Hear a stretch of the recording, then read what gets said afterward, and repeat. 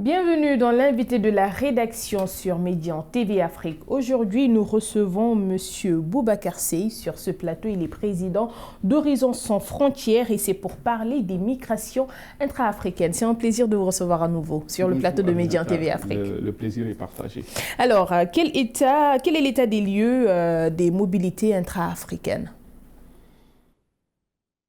Le continent compte environ 41 millions de migrants internationaux à destination, en provenance et à l'intérieur même de l'Afrique.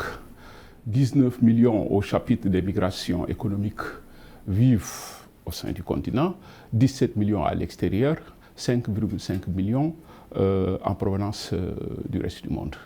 Donc juste pour dire qu'effectivement, l'Afrique est une terre de mobilité en ce contexte géopolitique miné par la mondialisation, et marqué du moins par la mondialisation, etc., etc. Et qu'est-ce qui explique ce phénomène selon vous?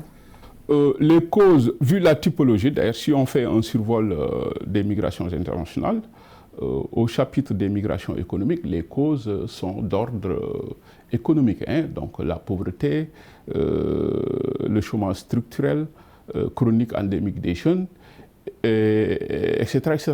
Au chapitre maintenant des migrations forcées, qui touchent plus de 11 millions de personnes dans le continent, les causes sont d'ordre politique, donc avec ces crises qui minent le continent, ces crises qui, pour la plupart, sont dues à un enchevêtrement de facteurs endogènes et exogènes qui n'échappent pas aux tensions géopolitiques mondiales. Le continent est miné par des crises infra-étatiques, de crises entre les États, des crises qui sont dues à la confiscation des pouvoirs, des crises d'ordre liées à la démocratie, à cette démocratie, je dirais même, basée sur des critères ethnomathématiques qui aujourd'hui sont de plus en plus source de conflits, sans oublier les crises d'ordre identitaire. Donc aujourd'hui le facteur le plus crisogène est le facteur religieux, pouvant malheureusement opposer des communautés, voire des peuples. Donc voilà, donc les crises sont d'ordre économique, les crises sont d'ordre politique, les crises sont d'ordre, je dirais même, confessionnel. Et là, nous allons rester dans ce sillage. Vous avez parlé de la typologie des migrations, ce qui est très important. Beaucoup en entendent parler, on parle de migration, mais ils sont à différents niveaux. Si vous pouvez un peu revenir là-dessus. Tout à fait. Il y a la migration d'ordre économique.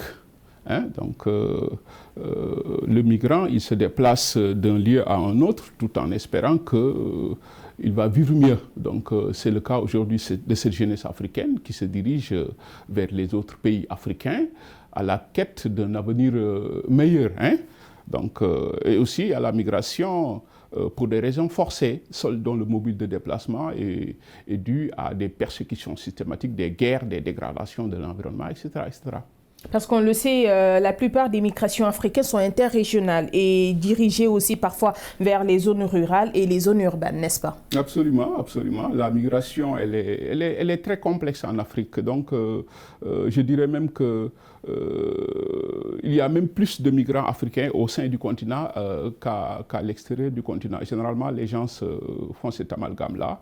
Et aujourd'hui, je crois qu'il y a urgence aujourd'hui pour qu'il y ait une relecture de tout cela pour la paix, la sécurité en vue d'un développement humain durable. Et quelle solution à l'africaine pour contenir ce phénomène?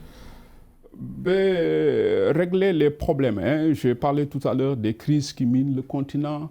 Aujourd'hui, il faudra peut-être revoir les problèmes de la malgouvernance en Afrique. Cette malgouvernance qui, malheureusement, obstrue les ambitions de certaines couches vulnérables en quête d'un avenir digne et meilleur. Donc, régler ces problématiques-là, les crises qui minent le continent, nous l'avions dit tout à l'heure, les crises, pour la plupart, sont dues à ces critères, à cette démocratie basée sur des critères ethnomathématiques qui minent tout le continent. Donc, la confiscation du pouvoir des élites Donc tout cela, un ensemble de facteurs qu'il faudrait aujourd'hui revoir, hein, ne serait-ce que pour régler cette problématique liée à la mobilité des personnes en ce contexte de mobilité même croissante des populations. Donc, je ne vous coupe pas, mais une meilleure gestion des flux migratoires dans le cadre de politiques cohérentes et surtout humanistes. Absolument. Donc, il faudra que l'Afrique s'organise. Hein. Il faut qu'il y ait une harmonisation. L'Europe s'organise malheureusement et l'Afrique travaille de façon dispersée. Hein. Donc on n'a pas senti les institutions africaines en ce qui concerne cette problématique liée à la mobilité des Africains au sein même du continent. Donc je crois qu'il faut régler, nous l'avions dit tantôt, les problématiques liées aux crises. Il faut que l'Afrique prenne ses responsabilités en mettant des organes de gestion et de prévention de ces crises-là.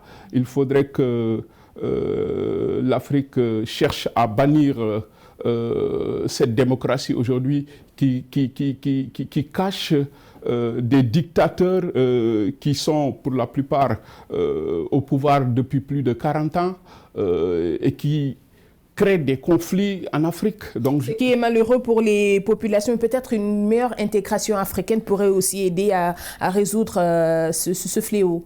Absolument, il faudrait aujourd'hui une meilleure intégration. Il faut revoir les politiques d'intégration. Il y a faille, hein, il y a beaucoup de failles dans ces politiques d'intégration. Nous avons vécu récemment des événements très malheureux en Afrique du Sud. L'Algérie rapatrie quand elle veut. Et peut-être même que l'Africain puisse se sentir partout bien à l'aise dans n'importe quel pays, que ce soit au Sénégal, au Mali ou au Togo, qu'ils se sentent à l'aise. L'immigration est un fait social. Effectivement, il faudra aujourd'hui une convergence sociale, une architecture de paix, de sécurité entre les peuples pour la paix, la sécurité en vue d'un développement humain durable. C'est la raison pour laquelle nous, au niveau de Horizon Sans Frontières, lien de concorde entre les peuples, nous avons mis cette nouvelle stratégie dans la gestion du triptyque immigration, paix et sécurité. Donc une nouvelle stratégie qui prend en compte l'évolution de l'environnement, le contexte géopolitique, mettant en lumière les dangers multiformes qui menacent les États, les nations et les peuples.